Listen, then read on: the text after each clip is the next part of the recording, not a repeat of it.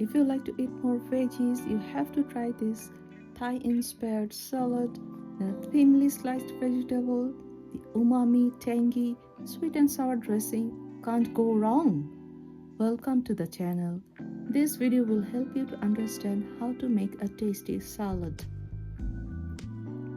To prepare the salad dressing, you will need soy sauce, sesame oil, a little bit of salt, peanut sauce, and grated ginger garlic.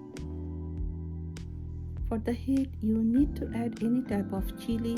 If you are using Thai chili, please start with 1 chili. I am using 2 medium Indian green chilies. To make a tangy and sweet flavor, of course we need lemon or lime and any sort of sweetness.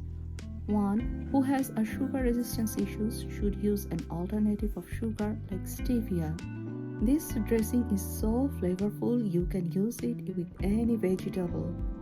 Mix them and keep it aside. If you enjoy exploring various cuisine, please subscribe to the channel. The two most important aspects are how to cut vegetables and how to make the salad dressings. You do not have to have the same vegetables as I do. These vegetables could be your reference, but you have to make a salad vibrant. It is important. You probably have noticed I am using only the crunch part of the lettuce for crunchiness. Thinly sliced vegetables are the key in this salad. You definitely need a sharp knife for this, otherwise vegetables will start losing extra water before they mix with the dressing. They will no longer be crunchy.